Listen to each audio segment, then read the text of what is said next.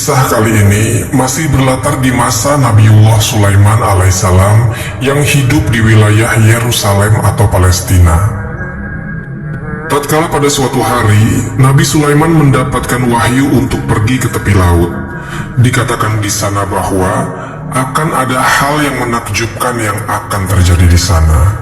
Maka Nabi Sulaiman bersama dengan pasukannya yang terdiri dari bangsa manusia, jin dan hewan berangkat menuju tepi laut di suatu tempat yang wallahu alam tidak tahu di mana persis tempat ini berada.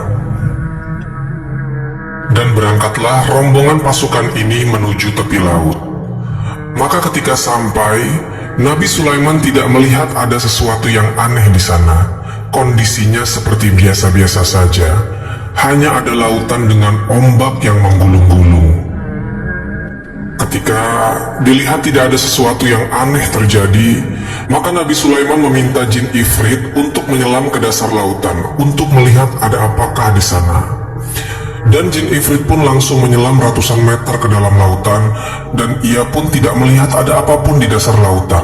Lalu ia naik lagi ke daratan dan memberitahu rajanya bahwa tak ada apapun di bawah sana. Merasa kurang puas, Nabi Sulaiman menyuruh jin yang lain untuk menyelam ke dasar lautan.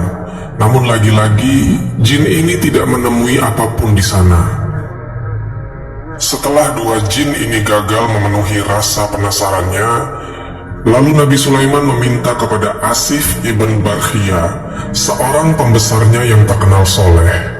Lalu Asif mulai berdoa kepada Allah untuk menunjukkan sesuatu yang terjadi di dalam laut. Maka ketika Asif selesai berdoa, dan saat itu pula Allah mengijabah doa dari Asif ini, tiba-tiba dari permukaan lautan muncul sebuah kubah besar yang terbuat dari mutiara putih. Kubah ini memiliki 4 buah pintu yang terbuat dari batu mulia. Masing-masing pintu memiliki jenis batu mulia yang berbeda. Pintu pertama terbuat dari batu intan permata, pintu yang kedua terbuat dari batu yakut, pintu yang ketiga terbuat dari batu mutiara, dan yang keempat terbuat dari batu zamrud hijau. Ketika kubah itu muncul, keempat pintunya ini mulai terbuka, dan tak ada satu tetes air pun yang berasal dari dalam kubah ini. Maksudnya, kubah ini kedap air. Di dalam kubah ini ada seseorang pemuda yang sedang melakukan sholat. Wajahnya sangat tampan dan menggunakan pakaian serba putih, dan seluruh badannya pun bersih. Lalu Nabi Sulaiman memutuskan untuk masuk ke dalam kubah itu untuk menemui pemuda ini. Kemudian Nabi Sulaiman mengucapkan salam, sehingga pemuda itu mempercepat sholatnya dan menjawab salam dari Nabi Sulaiman. Lalu Nabi Sulaiman bertanya, "Apa yang menyebabkan engkau berada di dasar laut ini?"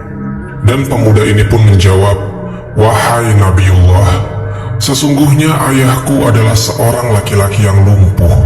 Sementara ibuku adalah seorang wanita yang buta matanya. Aku merawat keduanya selama 70 tahun dengan kasih sayang.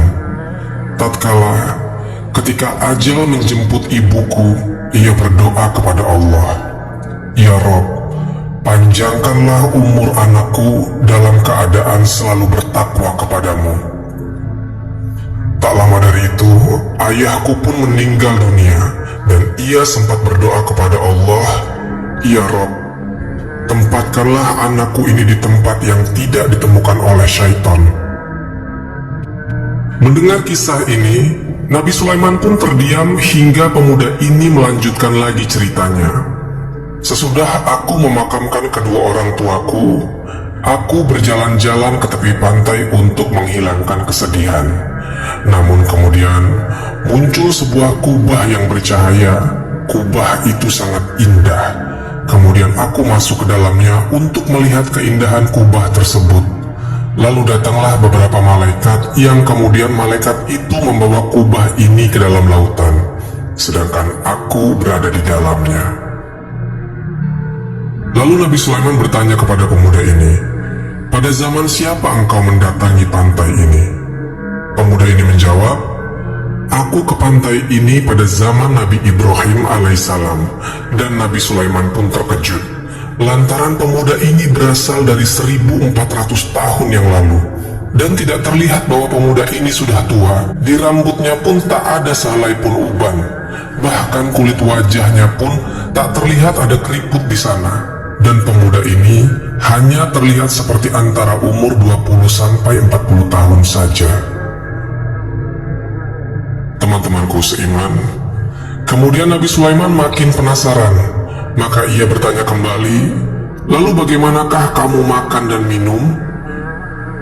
Dan pemuda ini menjawab, "Wahai Nabiullah, setiap hari datang kepadaku seekor burung yang membawakanku makanan sebesar kepala manusia, dan setiap aku memakannya, aku merasakan kenikmatan yang belum pernah kurasakan di dunia. Setelah aku makan, aku tidak lagi merasa kelaparan, haus, gerah, dingin, tidur, kantuk, dan sifat-sifat lain yang dirasakan manusia. Aku pun tak lagi merasa kesepian." Setelah percakapan ini, Nabi Sulaiman menawarkan dua pilihan kepada pemuda ini.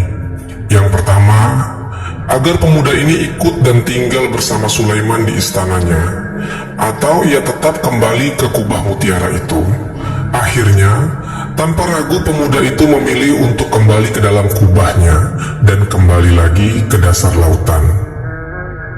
Akhirnya, Nabi Sulaiman meminta kepada Asif ibn Barkhia agar mengembalikan pemuda itu dan kubahnya ke dalam lautan. Setelah Asif selesai berdoa, kubah tersebut itu pun hilang dari pandangannya. Kisah ini ada di dalam kitab Irsyadul Ibad yang ditulis oleh Syekh Zainuddin bin Abdul Aziz dari Malabar, negara India. Pelajaran yang dapat kita ambil dari kisah ini adalah betapa mustajabnya doa orang tua kepada anaknya. Kita yang masih memiliki orang tua sangat diwajibkan untuk dirawat dengan kasih sayang. Karena ada sebagian orang yang memang doanya sangat besar kemungkinannya untuk dikabulkan Allah Subhanahu wa Ta'ala. Yang pertama, doa orang tua kepada anaknya. Lalu yang kedua, doa orang yang teraniaya. Yang ketiga, doa orang yang sedang berpuasa. Dan yang keempat, doa seorang musafir. Wallahu a'lam bishawab. Jadi itulah kisah tentang petapa berusia 1400 tahun di zaman Nabi Sulaiman. Semoga kisah ini bermanfaat. Lebih dan kurangnya mohon dimaafkan. Yang benar datangnya dari Allah Subhanahu wa Ta'ala.